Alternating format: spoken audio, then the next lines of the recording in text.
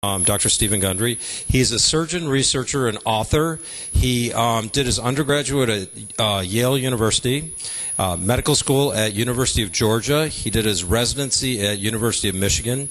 Dr. Gundry has gone on to be internationally recognized as an inventor, researcher, and one of America's top doctors.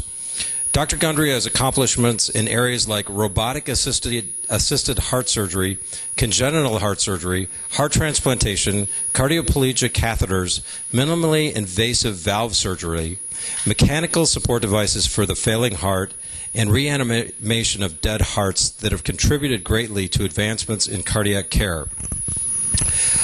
He has been the head of the Division of Cardiothoracic Surgery, medical director of adult and pediatric cardiac surgical ICUs, and program director of the cardiothoracic residency program at Loma Linda University School of Medicine, while continuing his numerous research projects. He is also a founding board member of the Society of Minimally Invasive Cardiac Surgery. Dr. Gundry has written more than 200 articles and books about cardiac surgery and the nutritional reversal of heart disease, high cholesterol, diabetes, and hypertension. Today, Dr. Gundry is the director of the International Heart and Lung Institute in Palm Springs, California, and the founder-director of the Center for Restorative Medicine in Palm Springs and Santa Barbara. Dr. Gundry wrote the book, The Diet Evolution, Turn Off the Genes That Are Killing You and Your Waistline and Drop the Weight for Good. Dr. Gundry lives with his wife, Penny, their 4 dogs in Palm Springs and Montecito, California. He has 2 grown daughters that live nearby. And a lot of you already know him because you're fans of his already.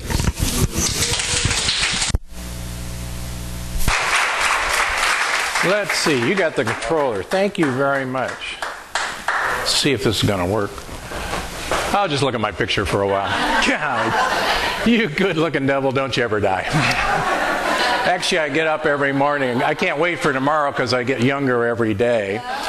And I was just with my publisher last week, Random House in New York City, and met some new editors, and I showed them a picture of me that you'll see in a minute. And they looked at me now and they said, "Wait a minute, you're a lot younger than those pictures." And I said, "Yeah, this is a de-aging program." And they said, "Ooh, that'll sell."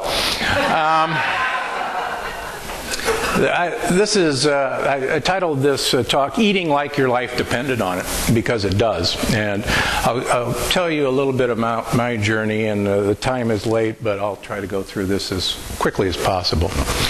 If you take away anything from this talk, this is what you need to take away from. This was a French gourmand whose name I can't pronounce, and my wife will tell you I'm terrible at French, who said this in actually 1880. And he made a claim that if you told him what you ate, he could tell you who you are.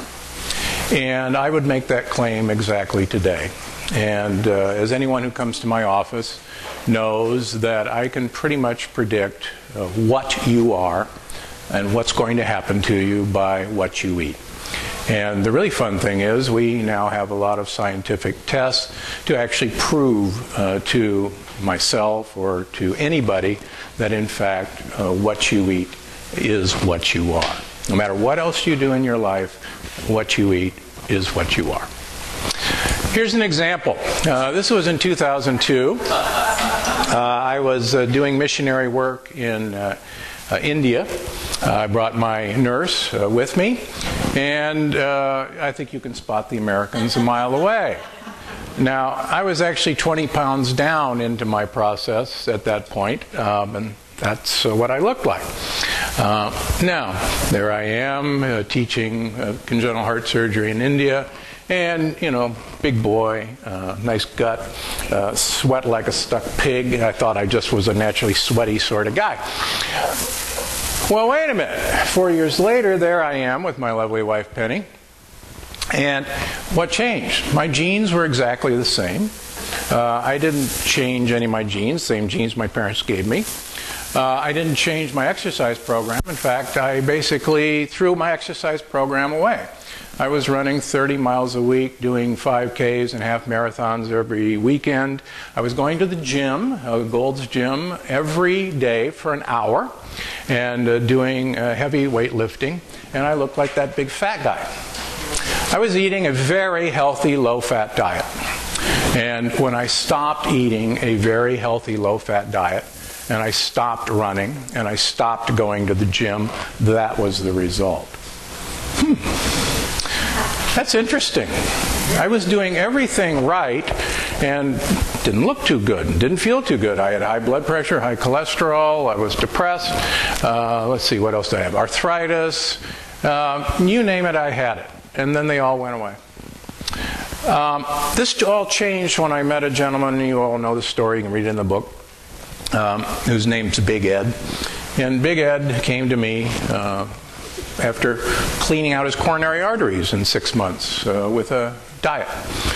And it was very similar to a diet that I had described in my research at Yale on human evolution, on how humans evolved in relationship to the food that they found. And so I started doing this on myself and on a bunch of patients and moved my practice out here from Loma Linda 10 years ago. And it resulted in a book that you can buy at Costco or Amazon. I didn't bring any to sell you. So we originally called this the Evolution Diet. And it was actually incredibly simple, and still is. And this is basically what we tell people to do. Twice a day you're going to eat an ounce of raw nuts. That's about 1/4 cup. I prefer you to eat walnuts and macadamia nuts and pistachio nuts, but make sure you don't eat almonds. They're one of the worst foods in the world. See, I thought I'd get your attention. They are one of the worst foods in the world and are a cause of a great number of people's arthritis. You can have, yes. And we'll get into this, but people wonder what's changed in the last 50 years, and that's one of them. Yeah, write that down. People are urged to use olive oil or canola oil almost exclusively. I've added coconut oil into that regimen recently for specific conditions. Believe it or not, you cannot drink or eat too much olive oil. There's beautiful studies out of Italy and Spain forcing people to use 1 liter of extra virgin unfiltered olive oil per week. And it makes the inside of their blood vessels completely slippery and impermeable to hardening of the arteries. My wife and I routinely go through at least 1 liter of olive oil every week. In fact, our cupboard is full of it. They're usually empty. Raw or cooked green leafy vegetables, the equivalent of 1 head of lettuce per day. And it has to be anything but iceberg. Darker the better. Animal protein sources from omega-3 eggs, chicken, or fish. Believe it or not, the more shellfish you eat, the better your health. The more sardines you eat, the better your health. The more lobster, crab, shrimp you eat, the better your health. In my new program, in the next book, people are going to be eating 8 to 12 omega-3 eggs every day for the first 2 weeks to change their brain chemistry, and we won't get into that. And I was just talking to a lady tonight who throws her egg yolks away and eats the egg white omelets. Egg white omelets are one of the biggest causes of women's health issues in this country for many, many reasons. Nobody threw the yolk away 50 years ago. Now everybody throws the yolk away because you're told it's bad for your cholesterol. It's one of the best ways to treat your brain known to mankind. Here's the problem. You've got to eliminate white foods. These are refined carbohydrates, rice, breads, and milk. They have absolutely no place in a modern diet. They are modern foods that were invented about 100 years ago. No one consumed these foods in their present form up until 100 years ago. We do use a vigorous supplement program. We tailor them to individuals' needs based on blood tests. This is kind of a catch-all of what we start people on, and we vary it. We've got some really fascinating ways of finding out if somebody's actually taking their supplements. I can pretty much predict what supplements someone's taking based on blood tests and if they've changed brands, believe it or not. I don't sell supplements. I tell you, go to Costco or Trader Joe's or wherever. Let me give you an example of why this is so exciting to me. This is just one area. I started working in heart disease, but I noticed that everyone who